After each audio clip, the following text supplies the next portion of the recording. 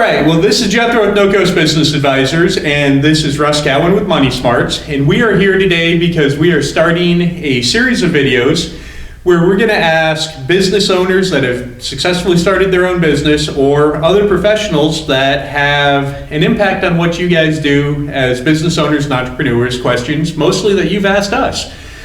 So, if you ever want to participate in any of these, you can leave us comments, questions in the messages. You can get us on YouTube, Facebook, LinkedIn. You can email us.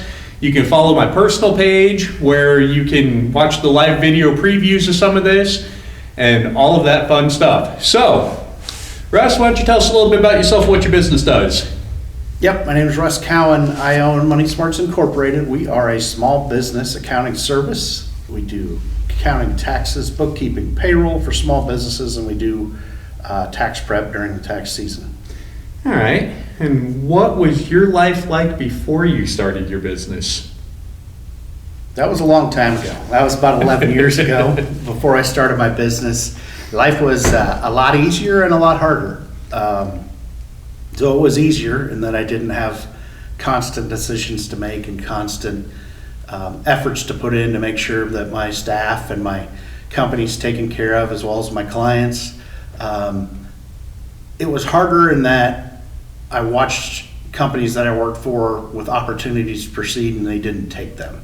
So that's kind of why I got into it, was I saw opportunities there for other companies or the companies that I worked for to grow and expand, and they just didn't take them. And I have always not understood that philosophy. So.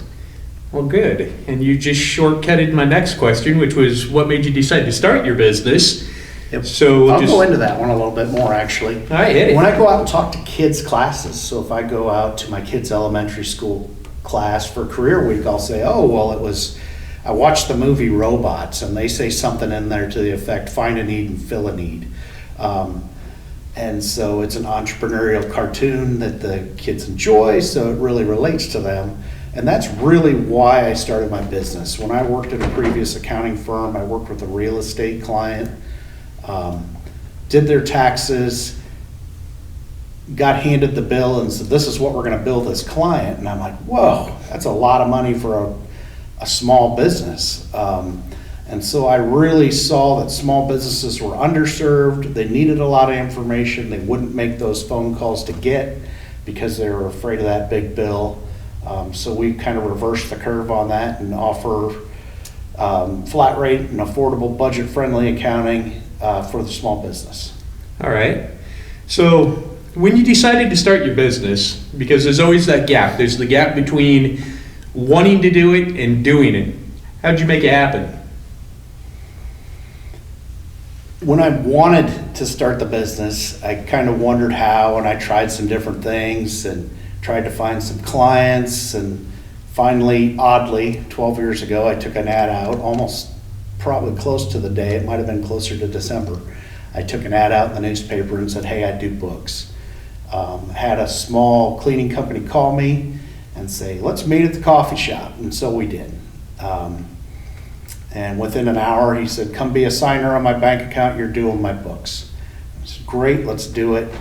And it kind of just went from there. One led to two, two led to 10, 10 led to 30, and now we're close to 200 clients that we work with every month. But it was a slow start, lots of problems, lots of errors as far as how to grow the business, how to keep it going, how to get it started, what I should be doing, what I shouldn't be doing, to really focus the business into what it is today.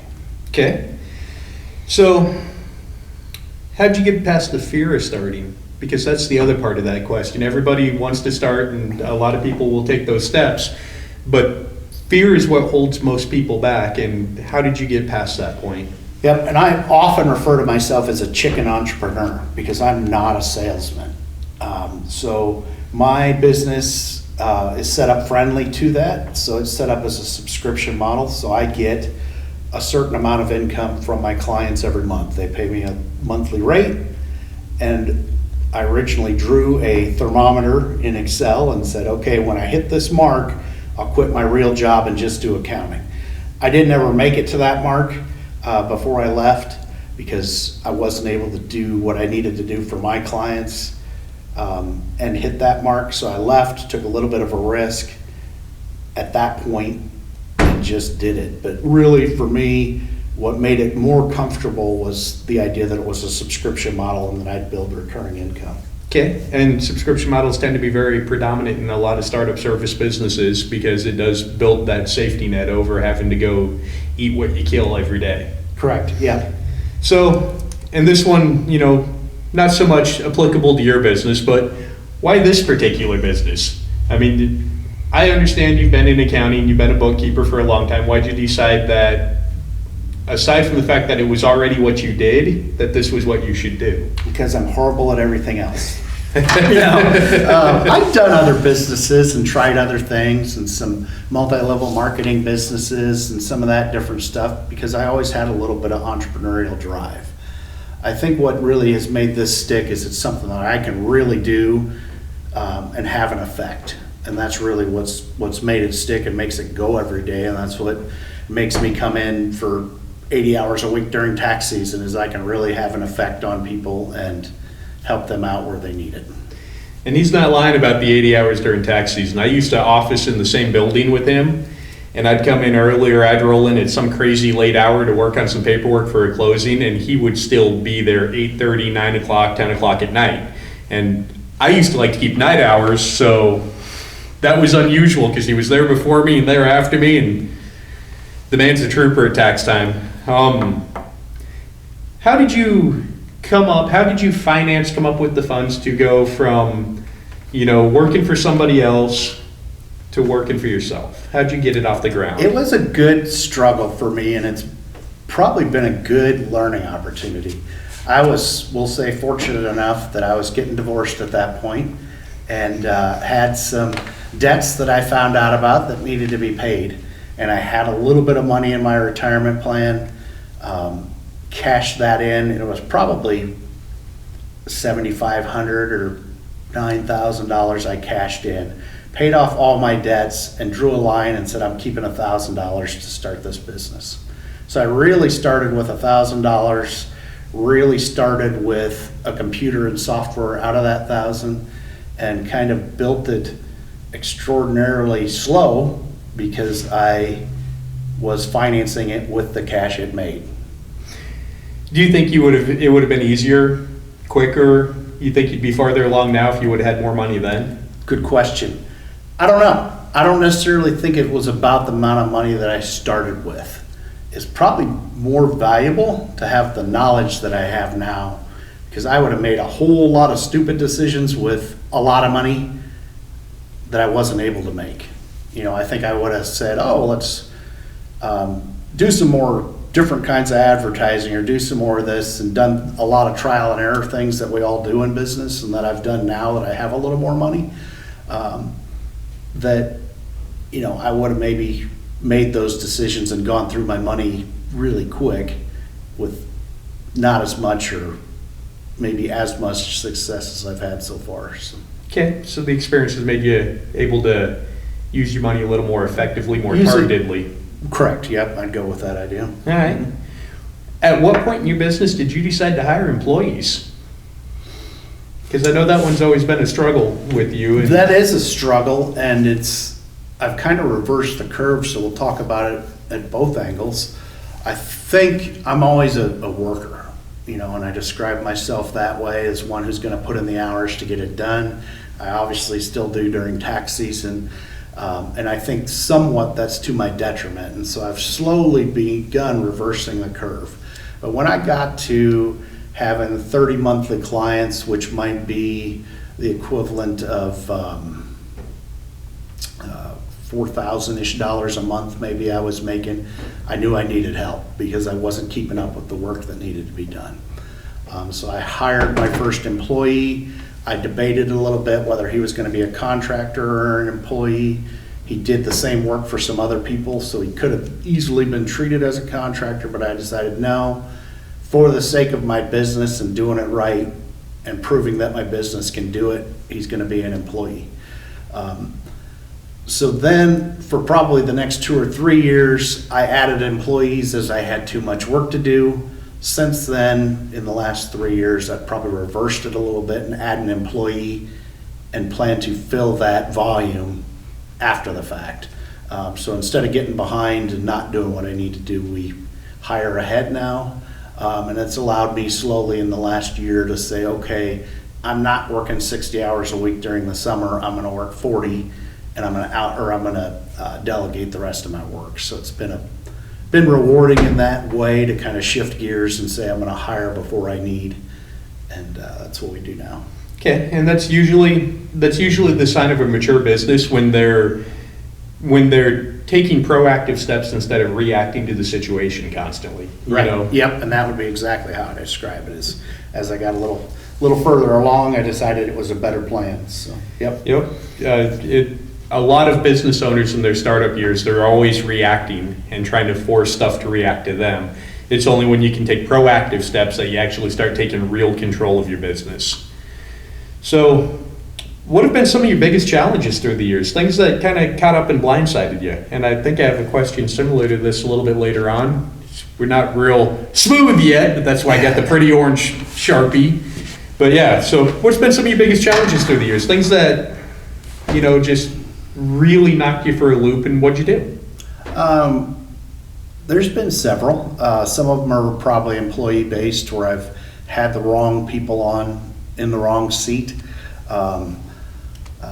To where I've had to finally, get up the courage to go in and let somebody go, or to change somebody's job, or to say this isn't working. And I always call it running into the wall. You run into the wall so many times and eventually your head starts hurting and you change how you do things. So with some bad employees, I probably kept them longer than I should have because I thought I needed them, and then magically the day after they're gone, my workload hasn't increased. And so it's like, okay, I probably didn't need them as much as I thought. So that's probably been a big challenge. Really getting to where we focus on what we do best has been a bit of a challenge because I'm one who has a problem saying no. I take on whatever comes at me. And so now we're finally getting to where it's like, well, we'll say no to what doesn't fit. But what does, we want as many of those as we can. So those have been a couple of the big challenges I've faced in business, is just making sure I have the right people in the right spots. And I think that's ongoing. And then knowing what we do best and what we should be doing versus what we can do. Okay. What's the biggest thing, say in your first 3 to 5 years, that snuck up on you and took you by surprise? Something that wouldn't have been a problem if you knew about it, something that crept in, whether it be good, bad, or otherwise. What's probably the biggest surprise in your first 5 years? So let's put it like that. The biggest surprise in your first 5 years, good, bad, or otherwise, in relation to your business. 2 things. Probably one is people management. I've been a person, and this is something I work on still today, but I've been a person who says, hey, I'll get in there and I'll clean the toilets, or I'll vacuum the floor, or I'll make the coffee, or I'll do whatever needs to be done to move things forward. And when I started originally hiring people, would have been in the first 5 years, I realized just showing people you were willing to do that isn't enough to encourage them to do it. Not that all the employees I had in the first 5 years were not followers or not doing what I wanted them to do. Probably more so that from a leadership standpoint, things needed to be laid out more clearly so my staff understood what I wanted them to do, when I wanted them to do it, and how to do it. So that's probably been the biggest surprise, is organization and operation just comes natural kind of to me. When I get a project, I can see the steps before I start. Getting employees and getting them to see the steps and to have systems in place finally to where they know the steps that they need to follow has been a bit of a challenge. And then I'm going to completely shift gears, and the other part of that is a little bit financial. So I got my first employee and I'm like, okay, well, he's going to make $250 a month. So my tax bill at the end of the quarter is going to be a couple $100, no big deal. Well, when a couple $100 slowly became $1,000, I was honestly bad at planning for that. And so I'd get to the end of the quarter and go, oh man, I can't send this check in until the last day because I know I'm getting a bunch of money in tomorrow to pay that bill. And so that's something I've had to retrain myself and say, okay, the first of the month I'm paying all the taxes and I'll be done and then I'll know what I have left to work with. So kind of a different managerial idea is when it comes to money too, and I'm supposed to be the one that's really good with money. But in my own accounting, I knew in my head where I was supposed to be, but it wasn't something I focused on every day because I was doing other people's stuff, working on other people's stuff, and it kind of snuck up. And I've never had to make a late payment, but it kind of snuck up and took me by surprise a little bit how quick we went from that little couple $100 a month to $1,000. So. Government's always got to get theirs. Always. So, what effect did becoming a business owner have on your personal life? Because this is a challenge a lot of startups and a lot of entrepreneurs are going to run into that they usually get blindsided by. Because a lot of businesses become, especially during the startup phase, the most important thing in your life, and that tends to cause problems on the personal side. So, what effect did it have on you? I've been fairly lucky. And we'll go back again to say I was lucky enough to get divorced about the time I was starting this business, which is fine. I met my current wife, though, probably 6 months later. And Jamie has been really good at supporting us while we got going. And in fact, while we got going, I had my full-time job and worked part-time at this. And then decided, okay, I'm quitting that full-time job, but I can't completely walk away from that full-time money. And I got offered a job with the Postal Service, which would be a great job. It would be great benefits. And I had to go to Jamie and say, hey, honey, I'm not going to take that job. And she's been supportive. I think at that point she might have looked at me like I was crazy. But I said, it's not consistent enough hours, because I'd be a sub. It's not consistent enough hours that I can do what I need to do with the business, and we will do better if I just work the business and don't work a job. And so I was, we'll say, somewhat lucky, but somewhat mindset that was going to happen. So she's been supportive. A couple years later, I hadn't figured out how to take a decent wage out of the company. And I think at that point it was maybe $30,000. And I told her going into the end of the year, if I can't figure out how to get $30,000 out of this company this year, I'll shut it down and I'll go back and take a real job. And she stuck by it and was encouraging, and I didn't really want to take on a real job, so I worked really hard to get that $30,000 so I wouldn't have to close. So pretty much that she's been there and supported me, and I told her what's going on. Now we've been married for 10 years.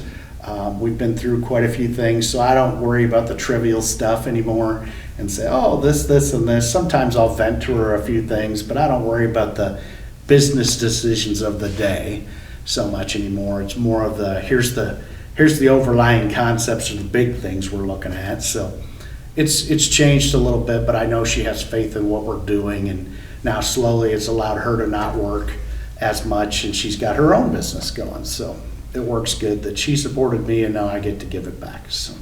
And see, that kind of success in what you're doing is why you're sitting here. Right. So how do you find clients? One at a time. One at a time. Most of our clients are referral based. I did some serious number crunching last summer, and I think it's 86% referral based. So that means when I work for a small company, I have to do my very best job. I have to provide professional service that they're not expecting, and then finally I have to ask, who else can I help? Or do you know anybody else? And I don't do that all the time, and I need to be better at that, but we have a lot of clients, thankfully, that enjoy our service. They enjoy my staff, we've put together a really strong team that really provides, I think, a stellar service for the area, and so we need to ask. And that's one of the biggest things that most business owners need to learn is if you don't ask for the sale, if you don't ask for the client, if you don't ask for it, most of the time nobody's going to offer it. It's great that you've built up a clientele that will take part of that ask away from you. Right, and I think it's good because I think most of our clients are busy small businesses like us, and so when you ask, you're taking the time to ask somebody who's a friend or a real close business partner to say, hey, who else can I help? Who else is like you 3 years ago? When we have auto shops that were debating closing 3 years ago and now come in and are smiling and happy and want to sit down and joke with us and have fun, and just because we could affect them a little bit, it makes it worth it. So. Well, that's making a difference is kind of the goal of most of us. What's your best piece of marketing advice for people that are looking to get into business, people that are looking to get their business off the ground? What do you recommend? There's a couple things I guess I'd recommend. Part of it's you can get out of almost any kind of marketing what you put into it. I've done different mailers and different advertising on the web and different things like that, and we haven't been really good at following through, and so those don't work. But is it because of the advertising, or is it because I didn't follow through? Probably this part that I didn't follow through. When I was figured out that we were 86% referral, I was not in any kind of a referral generating group. I was not in a business group that generated referrals. And I'm like, well, that's obvious. I should get in one of these groups. And so I've worked more towards getting in these groups and being a little more involved in some of the stuff that puts me out there, which is not my comfort zone, but it puts me out there to be in front of people and generate leads. And so it's really a matter, any kind of marketing, what you're going to put into it beyond dollars. And you're going to have to appreciate Russ. Russ is not a get on camera kind of person with me. He did this one as a favor to me because we've done business for a long time, and I really believe that what he says can help everybody. So he's a little outside of his comfort bubble today, but but we're trying to make it as easy as possible. Hence the orange highlighter, so I don't ask the same questions twice. So let's get to some more nuts and bolts kind of business questions. Sure. So what kind of corporate structure do you use for your business and why? When I formed the business going on 12 years ago, I started as a corporation and elected to be treated like an S corporation. Part of the reason I do that is so I have a little control over my Social Security and Medicare contributions. It allows me to keep a little more cash in the business to help it grow. If I was restarting today, I would probably start as a limited liability company, use the same tax structure, take advantage of the limited liability company for ease of operation and ease of use, so I don't have to do some of the administrative things that I do now. But usually when a small business comes and talks to us, we'll walk them through the scenarios of here's some different options for you, here's what the tax structure looks like, and kind of let them choose from there what they think will work best for them. So. Okay. In your opinion, what are the biggest tax questions business owners should be asking when they start up, but they don't know? So what should they ask you? They come into your office, they're talking to you, because I know you like me where you talk to a lot of entrepreneurs, a lot of small business.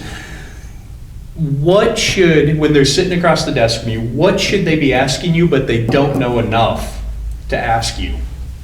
The first one I always do, we already covered. The first one that I always ask people about is how are you formed?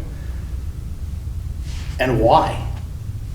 It's amazing to me when a new person comes in and we talk, and they're like, oh, I'm an LLC. I'm like, do you know why you're an LLC? Well, somebody told me I should do that.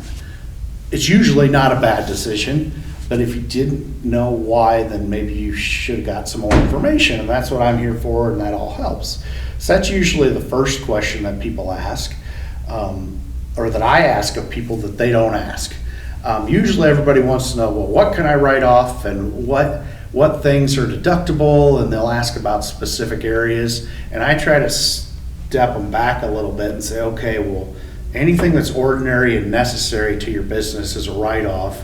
It's the accountant's or your responsibility to figure out what category it fits in after that. And so when you really back people up that step, they can say, oh, well, maybe this meeting with Jethro driving over here is a write-off because it's doing something for business. So. That's right. I'm always a write-off. Put me down as consulting fees.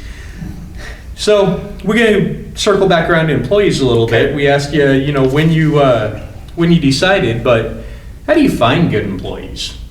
Specifically for your business, because you need a certain skill set. So how do you find good employees? So what's worked out for me so far, or up to this point, is establishing a relationship. For me, worked out to establish a relationship with a community college.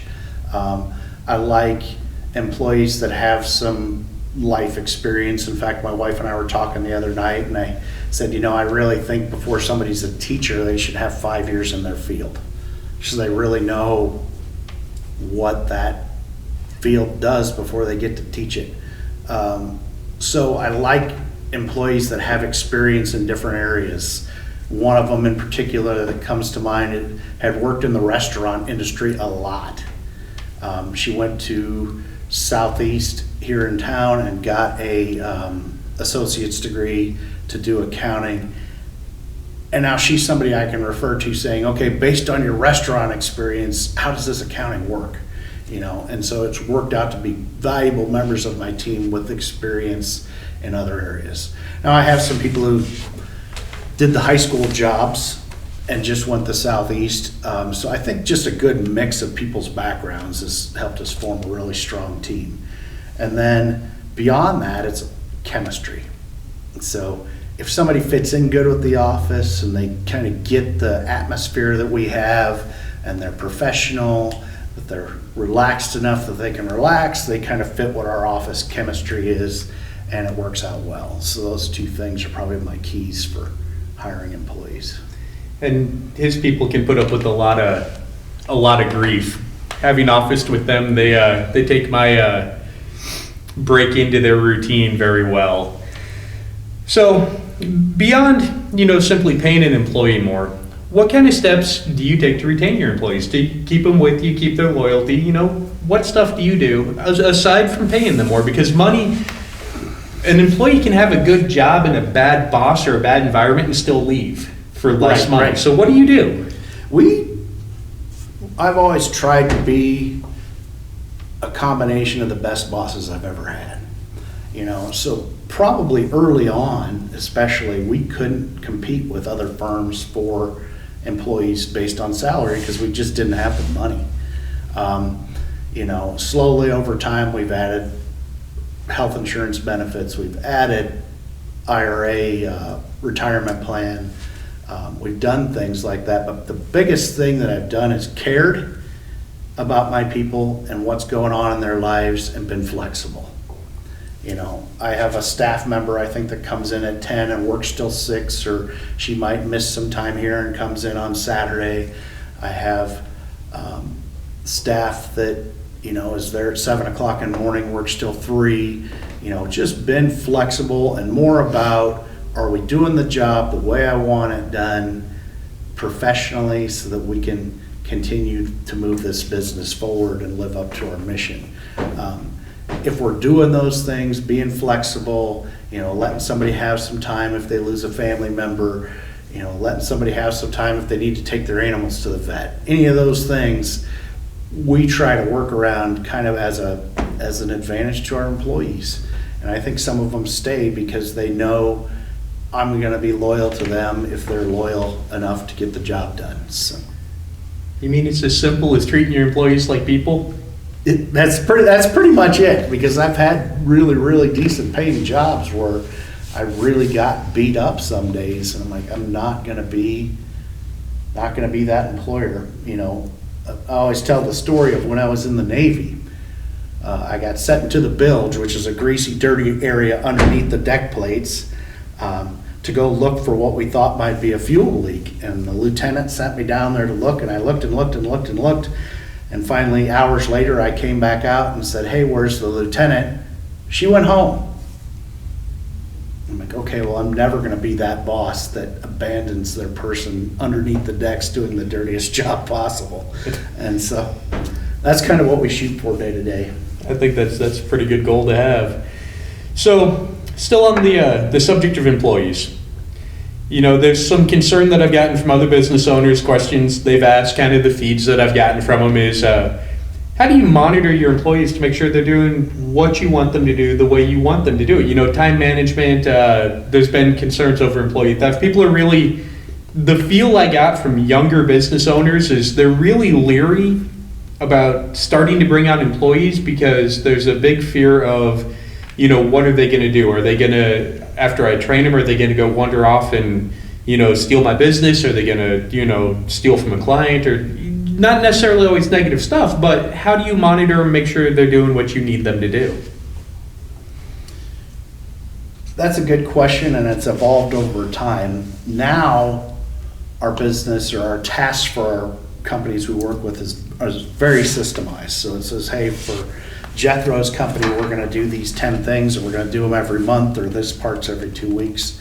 Those are the basics of what we're going to do. And then I go in periodically and check up to say, okay, is it getting done? And so when somebody first starts with me, that periodic check-in might be more frequent. As they grow trust in them, that check-in might happen less and less. And so it's really more a matter, I think, when I first started, of what can I trust my first employee to do? Can I trust them to take a bank statement and do data entry into my computer system on sets of books that I know they have? Yes, I can trust them that far. Then it was, okay, can I trust them to process maybe Jethro's payroll on time and let me know that it's done?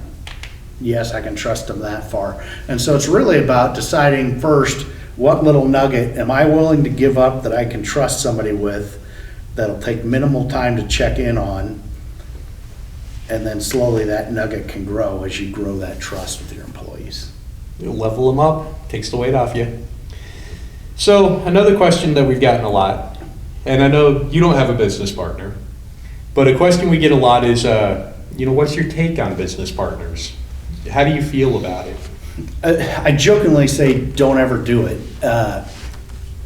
My professional take on having a business partner is almost like, okay, well, you're going to have this person, you're married to them in business, but you're not married to them. So